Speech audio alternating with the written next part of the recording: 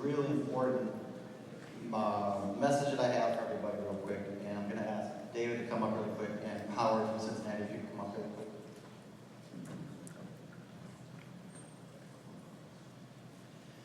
Many of you know by about 12 days ago, something started circling on social media, a report that had come out of Cincinnati about a comment made by one of their police officers.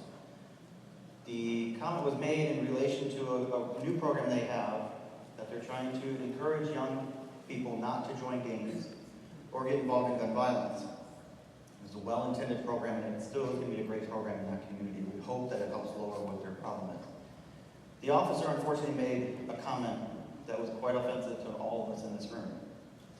The comment was very simply, I'm going to pull out my phone because I actually do want to quote it, because I've been paraphrasing it all week.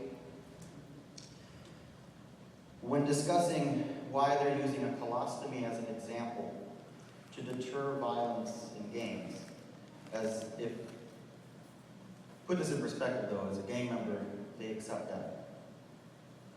It's death, it's over. Imagine when they don't die and they have some injury or something they have to live with forever. He said, "You're not killed, but you're walking around with a colostomy bag, and that's just not the way to get a girl's attention by limping down Warsaw Avenue with a colostomy bag." That simple sentence infuriated a lot of people. Our friends in Toronto sent that to us. And as we got that, myself, I identified one other individual. She's unable to join us tonight. She's from Cincinnati, Allison. We together came up with a plan to get the support behind this so that we could get Cincinnati Police Department to issue an official apology. In less than 11 days, we got over 17, I think we might even go over 1,800 signatures on a petition online. We got an article posted on CNN Report. We got Huffington Post to do their own article. We got a reporter there. We spread the word as fast as we could, and we got everybody involved. The phone calls, the emails that all of you may have sent or made a difference. To the news station, to the police office, everything that everybody did, we, working together with our individual voices, creating one voice, allowed something to happen that we never had happen before when we've asked somebody to apologize. I have here a letter from the interim chief commissioner of Cincinnati. And there is some people that may have seen this on an email, but we got it officially on letterhead and with a signature. And I want the UOAA to keep this in their coffers and put it on the wall. And I'm going to read this to you what they wrote in response to all of our complaints. And to put it in perspective, we probably sent them over 250 pages of comments, signatures, comments that are on Facebook, on articles, through emails. He says, to the ostomy community, like many American cities, Cincinnati has seen an increase in the number of juveniles involved in violent crime. Many of these juveniles become victims and suffer traumatic injuries as a result. In developing a strategy, we contacted the local hospital trauma center, which has a presentation that illustrates some life-changing consequences of gun violence.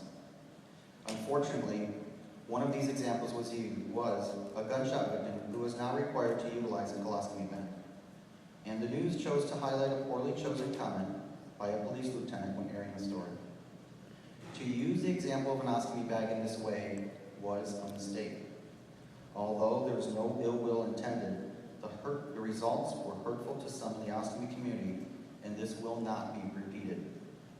I realize the way the news story was presented has offended many in the ostomy community, and for this I am truly sorry. As a result of the numerous contacts I received, including United Ostomy Association of America and many similar groups, I have taken steps to ensure this does not happen again. I have spoken to the lieutenant involved in the story and his commander. Both are extremely troubled that such a well-meaning attempt to reduce the number of juveniles involved in gun violence offended so many. I addressed this with my command staff and public information office to ensure we are all educated on the issue and to prevent any future occurrences. I also contacted Jeff Brogan, General Manager of WCPO, regarding the issue. I have attempted to individually answer emails, but to everyone in the ostomy community. I am very sorry this happened, and will work to ensure it does not happen in the future. I assure you this was a mistake on the part of well-meaning individuals and not a deliberate attempt to offend anyone. I hope you will accept this apology on behalf of the Cincinnati Police Department. Sincerely, Paul H. Humphreys, Interim Police Chief of the Cincinnati Police Department.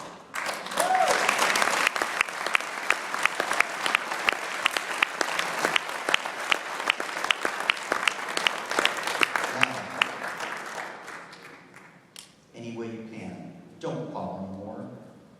Don't write emails now. I just didn't understand the impact that we made. The police office, District 3 as it was, and we were so clearly identified by them, have 2 people answering phones that are non-emergency. We clogged them up for quite a few days. Now, you know, we need to stop the calls. They apologize. And what we were trying to do now, and this is going to be in the Greater Cincinnati Ostomy Association's hands, is to take this opportunity to build awareness in their community. By utilizing the media that helped do this, we did communicate with them, and they're going to do their effort to work with us to make sure we get this word out. More importantly, once we get a link for this letter, which we are going to scan and post on a website, we're going to send that out to everyone that we possibly can, via email, via Facebook. If you don't get it, call, they'll send it to you. Give us a few days. We all got to get back, okay, so we'll call UOAA all day long. No. So the message. The power of this thing is that we got to get this message out to show that a voice can make a difference. One person's voice can make a difference, but if you add them together, all of us are far powerful than anyone else. And to use an analogy of our great speaker tonight, they messed with the wrong elephant.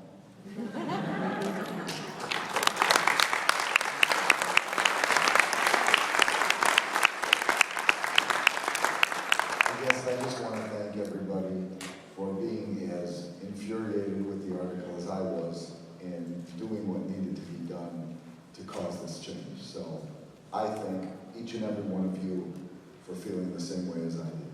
So thank you all.